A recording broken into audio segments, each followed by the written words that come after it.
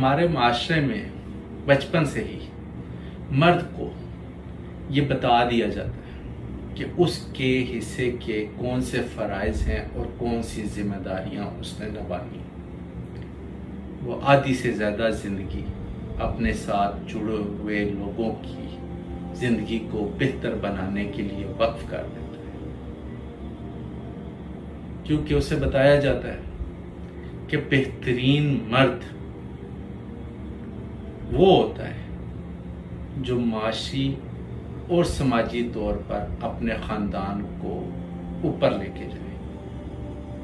بس اس کے بعد اس کی زندگی میں ایک ہی مشن ہوتا ہے کہ جو مرضی تکالیف درد آئیں، میں نے بس بہت زیادہ پیسہ کمانا ہے۔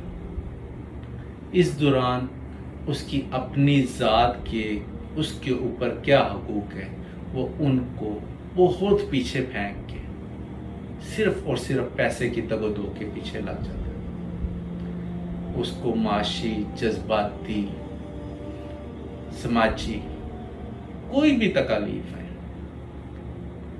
کیونکہ وہ مرد ہے، اس کو درد نہیں ہوتا، وہ کسی کو بتا نہیں سکتا۔ میں نے کئی مردوں کو دیکھا ہے کہ اپنے عزیز قریبی فوت ہونے کے باوجود آنکھوں میں آنسو نہیں لا پاتے، بدترین معاشی پوزیشنوں میں جا کے بھی کسی کو بتا نہیں پاتے، کیونکہ اس کو بتایا جاتا ہے کہ مرد تو بہت ہی بہادر ہوتا ہے، جبکہ اس کے برعکس اگر دیکھا جائے تو مرد کو درد ہوتا ہے۔ آج کل جیسے حالات چل رہے ہیں، 90% ایسے لوگ ہیں وہ بزنس کر رہے ہیں یا وہ جاب کر رہے ہیں، ان کے حالات معاشی طور پر بہت خراب ہو چکے ہیں۔ یہ وہ وقت ہے جب ان لوگوں کو، جن لوگوں کی زندگی کو بہتر بنانے کے لیے ان مردوں نے اپنی آدھی سے زیادہ زندگی وقف کر دی، وہ ان کا درد تکلیف دیکھ سکے،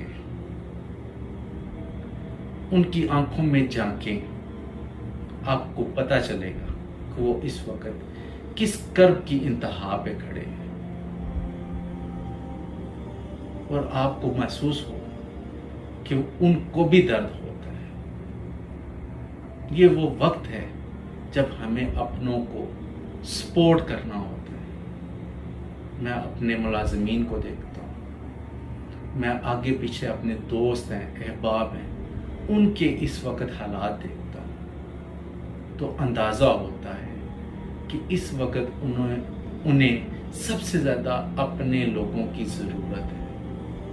وہ سماجی طور پر بھی تنہا ہے، معاشی طور پہ بھی وہ بدترین حالات میں ہے، لیکن الفاظ زبان تک نہیں آتے، کیونکہ بچپن سے ان کو بتایا گیا تھا کہ یہ سارے چیلنج، یہ ساری درد، یہ ساری تکالیف، یہ سارے مسائل تم نے اکیلے برداشت کرنے ہیں۔ برائے مہربانی اپنے عزیزوں کا خیال رکھیں، اس سے پہلے کہ وہ کسی بدترین حالت میں چلے جائیں اور آپ کو بعد میں دکھ ہو۔ ان سے پیار کا اظہار کریں اور ان کے اس مشکل وقت میں ان کو سپورٹ کریں۔ تھینک یو، جزاک اللہ۔